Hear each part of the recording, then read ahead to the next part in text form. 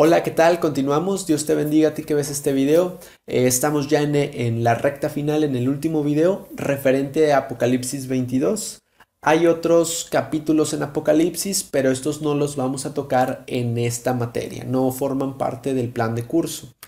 Eh, para esta introducción, bueno, de Apocalipsis 20, que vamos a hablar del encadenamiento de Satanás y del reino mesiánico, vamos a tener que explicar un poquito sobre las posturas referentes al milenio o al reino mesiánico. Nosotros podemos observar tres posturas principales respecto al milenio. La primera es el premilenialismo y postmilenialismo, que hablan de que el milenio del que vamos a hablar más adelante son 1000 años literales. El amilenialismo sugiere que los 1000 años son simbólicos, es decir, ellos dicen el número 10 es un número completo, 1000 es un 10 a la tercera potencia, quiere decir que es un tiempo completo, pleno, un tiempo indeterminado, muy prolongado, que no son 1000 años exactos o 1000 años literales, sino un tiempo prolongado, indeterminado, pero el tiempo necesario para que se cumplan todas las cosas que dice. Entonces, en cambio, el premilenialismo y el postmilenialismo, cuando Apocalipsis dice 1000 años, dice son 1000 años literales. Entonces, esas son las diferentes posturas respecto a estos 1000 años de los que les estoy hablando. En cuanto al postmilenialismo, sostiene que el milenio será resultado de la evangelización del mundo por la iglesia. Recordemos que el milenio es un periodo de tiempo de reposo donde la humanidad descansa de las maquinaciones de Satanás. Vamos a verlo un poquito más adelante, que Satanás es atado durante el milenio y la raza humana prospera en paz. Bueno, el postmilenialismo sugiere que se llega al milenio mediante o como resultado de la evangelización del mundo por medio de la iglesia. Y sugiere que la segunda venida de Cristo es después del milenio. Es decir, esta venida de Cristo de la que hablamos, perdón, esta venida de Cristo de la que hablamos en el video pasado, dicen los postmilenialistas que ocurre después del milenio, no antes, ocurre después. El amilenialismo sostiene que el milenio equivale al presente periodo de la iglesia, es decir, ahorita en este momento estamos en el milenio. ¿Por qué? Porque no son 1000 años literales. Satanás actualmente está atado, como dice el capítulo 20 de Apocalipsis, pero sigue teniendo cierta influencia en el mundo. Debemos de comprender, hermanos, que aunque el amilenialismo actual sugiere que el milenio no son 1000 años literales, sino simbólicos, el origen del amilenialismo sí creía que los 1000 años eran literales. Agustín de Hipona, que es quien comienza con esta teología, vivió en la primera mitad del primer milenio. Él todavía no experimentaba el fin del primer milenio. Él tenía la esperanza de que concluidos los primeros 1000 años desde que Cristo estuvo aquí en la tierra, la iglesia será arrebatada, Cristo volvería en gloria, al terminar este milenio que según él estaba experimentando. Entonces, después transcurre el tiempo, pasan los 1000 años, pasan 2000 años y entonces la única opción viable es que estos 1000 años no son literales, sino que es un tiempo simbólico. Esta es la opinión de los que se apegan al amilenialismo. El premilenialismo se divide en dos partes principales. La primera se le llama premilenialismo histórico y sugiere que no hay diferencia entre Israel y la iglesia. Sostiene que la iglesia va a atravesar por la gran tribulación. Es decir, el premilenialismo histórico piensa que la iglesia va a experimentar todos los acontecimientos de la ira de Dios que platicamos al inicio de este curso, que no va a ser arrebatada quizás a mitad de la gran tribulación o al final de la gran tribulación, pero va a experimentar parte de la tribulación. El premilenialista dispensacionalista, que de hecho es la corriente teológica, la línea teológica por la que nosotros nos conducimos, hace distinción entre Israel y la iglesia. Sabe el dispensacionalista que el trato con Israel es muy distinto, es especial que con la iglesia. Sostiene que la iglesia va a experimentar el rapto antes de la gran tribulación para ser librada de la ira venidera. Es decir, el dispensacionalista comprende que esta presente dispensación de gracia es completamente distinta que el tratamiento que Dios va a tener en el momento de la gran tribulación, y nosotros no vamos a estar presentes en la gran tribulación como iglesia. Entonces, esa es las diferentes posturas respecto al milenio. Nosotros obviamente somos premilenialistas dispensacionalistas. Distinguimos entre Israel y la iglesia y creemos que la iglesia va a ser arrebatada antes de la gran tribulación. Muy bien, comienza el capítulo 20 diciendo así: vi a un ángel que descendía del cielo con la llave del abismo y una gran cadena en la mano, y prendió al dragón y la serpiente antigua, que es el diablo y Satanás, y lo ató por 1000 años, y lo arrojó al abismo, y lo encerró, y puso su sello sobre él, para que no engañase más a las naciones, hasta que fuesen cumplidos 1000 años. Y después de esto debe ser desatado por un poco de tiempo. Ok, producto de esta segunda venida de Cristo, en la cual arroja a la bestia y al falso profeta al lago de fuego, a Satanás dice que un ángel con una cadena y una llave lo toma, lo mete preso al abismo. Recordemos que el abismo es el lugar de habitación de los demonios, es el lugar de confinamiento en el que este ángel arroja a Satanás y lo ata por 1000 años. Y no solamente lo ata, dice que lo arroja, lo encierra y lo sella. Esto hace que Satanás quede completamente inmovilizado, quede impedido de efectuar cualquier clase de trama o de movimiento en la tierra durante el milenio. Va a estar completamente detenido por causa de este juicio.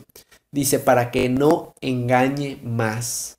Su labor de mentir, de engañar, de traicionar, de sembrar dudas, cizaña, va a quedar totalmente anulada por la obra de este ángel que ata a Satanás en el abismo.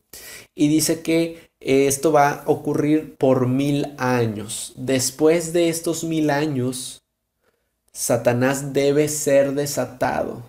¿Por qué debe de ser desatado? No lo sabemos.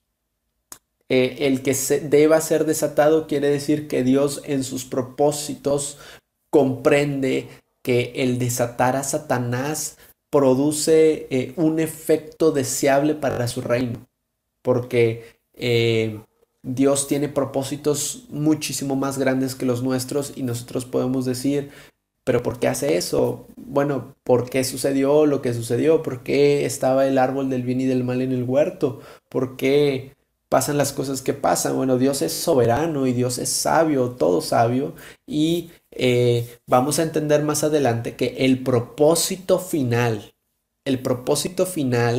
es erradicar el dominio satánico de el mundo entero. O sea, al final Satanás va a ser arrojado al lago de fuego y azufre y jamás va a volver a tener un efecto. Pero es necesario que sea desatado por un tiempo, porque cuando entremos al milenio, vamos a ver que va a haber gente en el milenio eh, que sobrevivió a la gran tribulación. Va a haber gente que sobrevivió a la gran tribulación, la gente va a continuar multiplicándose, eh, creciendo en número y Satanás cuando sea desatado va a engañar a esas personas. Bueno, no me voy a adelantar, más adelantito les platico acerca de esto. En el versículo 4 dice, y vi tronos y se sentaron sobre ellos los que recibieron la facultad de juzgar, y vi las almas de los decapitados por causa del testimonio de Jesús y por la palabra de Dios, y los que no habían adorado a la bestia ni a su imagen, y que no recibieron la marca de sus frentes ni en sus manos, y vivieron y reinaron con Cristo 1000 años. Pero los otros muertos no volverán a vivir hasta que se cumplieron 1000 años. Esta es la primera resurrección. Ok, primer comentario. Dice Juan que vio las almas de los decapitados. Cuando habla de los decapitados por causa del testimonio de Jesús y la palabra de Dios, habla de los mártires. Recordemos que todos los salvos durante la gran tribulación van a experimentar persecución, van a experimentar cautiverio, van a experimentar muerte. Y la única forma de no dejarse sellar va a ser estar dispuestos a entregar su vida por no fallarle al Señor Jesús. De manera que estos hombres y mujeres que mueren por la causa del testimonio de Jesús y la palabra de Dios son estos mártires. Y dice aquí la palabra, y vivieron y reinaron con Cristo 1000 años. ¿Qué quiere decir? Que los salvos de la gran tribulación entran al milenio y entran reinando en el milenio. Se terminan uniendo a la novia en las bodas del Cordero, me explico. Se terminan uniendo en el festejo. Ocurre una resurrección para ellos y se unen y reinan con Cristo 1000 años. Y dice, pero los otros muertos, ¿cuáles otros muertos? Los muertos impíos, los muertos pecadores, los muertos sellados, los muertos adoradores de la bestia. Ellos no volvieron a vivir hasta después de los 1000 años. Es decir, los santos de la gran tribulación resucitan antes del milenio y los malos resucitan después del milenio. Ahora vamos a explicar un poquito esto de las resurrecciones. Dice, esta es la primera resurrección. ¿Cuántas resurrecciones hay? Bueno, dice el versículo 6, continuamos, bienaventurado y santo el que tiene parte en la primera resurrección. La segunda muerte no tiene potestad sobre estos, sino que serán sacerdotes de Dios y de Cristo y reinarán con él 1000 años. Ok, dice bienaventurado y santo el que tiene parte en la primera resurrección. La frase, bueno, la expresión primera resurrección no tiene que ver con un orden cronológico, no habla de la que ocurre primero, más bien habla de la principal. Cuando Pablo dice de los pecadores de los cuales yo soy el primero, Pablo utiliza exactamente el mismo vocablo griego, que no significa que Pablo fue el que primero pecó de todos los seres humanos, sino que él se constituye como el líder de los pecadores, como el más pecador de los pecadores. Eso es lo que significa esa expresión. Y cuando dice aquí la primera resurrección, no está diciendo la primera en orden cronológico, sino la más importante de las dos resurrecciones, que es la resurrección de los santos, de los redimidos, de los que mueren con esperanzas en Cristo. Entonces, nosotros podemos observar, hermanos, que para este punto de Apocalipsis, mucho tiempo atrás, tuvo que haber ocurrido la resurrección en el arrebatamiento. Recordemos que cuando Cristo arrebata a su iglesia, dice que los muertos en Cristo resucitarán primero. Es decir, que en el momento del arrebatamiento, todos los que murieron creyendo en Cristo en la época de la dispensación de la gracia de la iglesia, ellos resucitaron en la primera resurrección. Y luego la resurrección de la que habla Apocalipsis aquí atrás, la resurrección de los santos decapitados, de los santos redimidos de la gran tribulación, también se refiere a la misma primera resurrección. Los santos del Antiguo Testamento que resucitan también pertenecen a esta primera o principal resurrección, que quiere decir que esta primera resurrección no ocurre al mismo tiempo o en el mismo momento para todos los santos, sino que los muertos en Cristo resucitan primero, los mártires de la gran tribulación y los santos del Antiguo Testamento también resucitan en otra ocasión, en otro acontecimiento histórico, cronológico, pero todas estas resurrecciones pertenecen a esta misma primera resurrección, o bueno, esta misma principal resurrección, que es la resurrección de los santos, de los justos, de los que esperan en Cristo, de los salvos, de los redimidos. Todos los que murieron con esperanzas resucitan en esta primera resurrección. Resucitamos para vida, para reinar en el milenio, para ser reyes y sacerdotes para nuestro Dios en su reino santo. Para eso resucita el redimido, el creyente. ¿Ok? Después, dice, cuando los 1000 años se cumplan, Satanás será suelto de su prisión y saldrá a engañar a las naciones que están en los 4 ángulos de la tierra, a Gog y Magog, a fin de reunirlos para la batalla, el número de los cuales es como la arena del mar. Es decir, cuando se haya cumplido los 1000 años y el milenio haya transcurrido totalmente y Satanás sea desatado, él va a volver a engañar, va a volver a seducir a las naciones que estén en la tierra. Y debemos recordar que hubo gente de la tribulación que sobrevivió, que no murió, y la tierra va a continuar siendo poblada, siendo vivificada en cierta forma. Y de esta manera, cuando Satanás sea desatado, va a engañar a algunos de los del milenio, de manera que va a seducir a estas naciones, a Gog y a Magog, para ir y pelear contra el Mesías, y ir y pelear contra el Señor.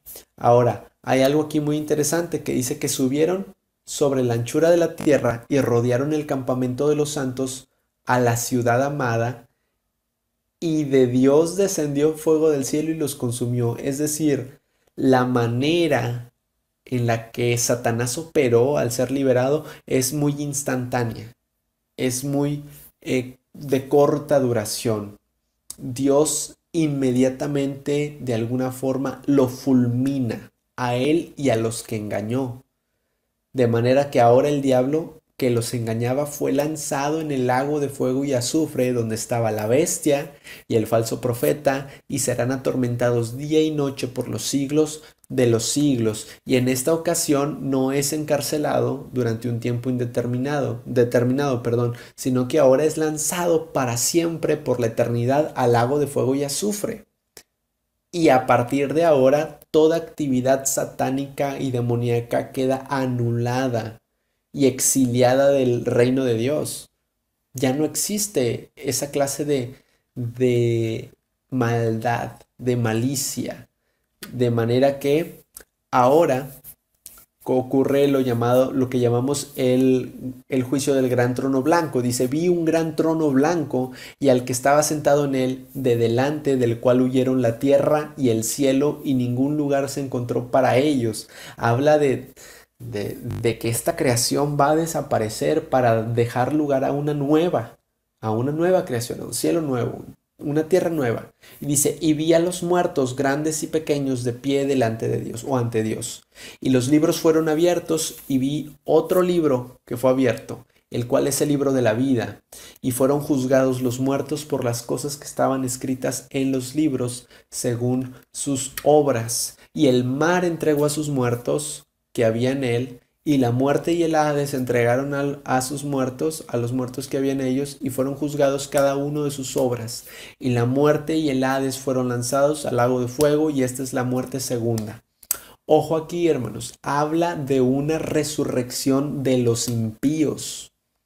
el mar entregó a los muertos, es decir, todos los muertos que no fueron enterrados en la guerra de Armagedón, todos los difuntos de la gran tribulación, la muerte y el Hades, todos los que han muerto sin esperanza, sin Cristo, sin Dios, en pecado, resucitan. O sea, aquí todos vamos a resucitar, justos e injustos, pero los justos vamos a resucitar en la principal resurrección o en la primera resurrección, ya sea cuando sea arrebatada la iglesia o antes del milenio, pero todos los justos vamos a resucitar en la primera resurrección. Los impíos, los malos, van a resucitar también, pero después del milenio. Van a resucitar y van a resucitar para experimentar el juicio del gran trono blanco. El mar, la muerte y el Hades van a entregar a sus muertos y van a ser juzgados según sus obras. Y de esta manera son estas dos resurrecciones, la resurrección de los justos y la resurrección de los impíos. Si nosotros leemos en el libro de Daniel, se mencionan las dos resurrecciones como si fueran un solo suceso. Pero bueno, esa explicación está para otro tema, para otro momento. En el versículo 15 dice, y el que no se halló inscrito en el libro de la vida fue lanzado al lago de fuego. Les anuncio, hermanos, que todos los que resucitan para presentarse al juicio del gran trono blanco son gente impía que va a experimentar el lago de fuego. La iglesia no va a ser juzgada en el juicio del gran trono blanco. Los creyentes no vamos a ser juzgados en el juicio del gran trono blanco. Ni la nación de Israel salva, ni el remanente salvo de Israel, ni los redimidos de la gran tribulación, ninguno de nosotros vamos a experimentar el juicio del gran trono blanco. Esto está determinado para los muertos en pecado, para los pecadores. Ellos van a ser confrontados con sus obras. Ellos les va a mostrar el libro de la vida, se les va a mostrar que su nombre no está inscrito en él, que nunca se refugiaron bajo el amparo de la sangre de Cristo. Entonces, y van a ser confrontados con esto y van a ser lanzados al lago de fuego. De manera que nosotros tenemos aquí, hermanos, al último de los juicios. Después de esto, hermanos, comienza lo que son los cielos nuevos, la tierra nueva, y entramos al estado eterno. Pero esos son temas de otra materia. Estaremos hablando un poquito de escatología. Conclusión del libro de Apocalipsis, con lo que espero que nos quedemos después de toda este mar de información. Que tengamos presente que los acontecimientos del capítulo 4 al capítulo 22 de Apocalipsis son escatológicos, aún no han ocurrido y se refieren a los acontecimientos desde la gran tribulación en adelante. En Apocalipsis nosotros vemos a un Dios que manifiesta su perfecta justicia, sus juicios y que cumple sus promesas a Abraham, Isaac, Jacob. Vemos que en el milenio se cumple la promesa que se le hace a David de que de él saldría un rey cuyo reino no tendría fin. Vemos a un Dios justo en todos sus juicios y que cumple todas sus promesas. Vemos a un Dios que muestra su propósito final, la anulación total y permanente de la actividad satánica. Ya no va a haber más llanto, ni más tristeza, ni más dolor. Él va a enjugar toda lágrima, Él va a quitar todas nuestras heridas, Él va a curar todas nuestras aflicciones. El Señor va a cumplir su propósito final de erradicar la maldad, el pecado y el dolor del mundo. Y vamos a ver que a lo largo del libro de Apocalipsis, el tema a través del cual giran todos los demás temas de Apocalipsis es la segunda venida gloriosa y judicial de Cristo. Cristo es el tema central de Apocalipsis. Bueno, hermanos, fue un enorme placer y un enorme privilegio estar con ustedes, compartirles un poquito de estas de estas cosas que el Señor me ha dado. Espero haber sido de mucha bendición a sus vidas, a sus ministerios. Y bueno, esperamos vernos en próximas ocasiones. Un abrazo a la distancia. El Señor me los bendiga.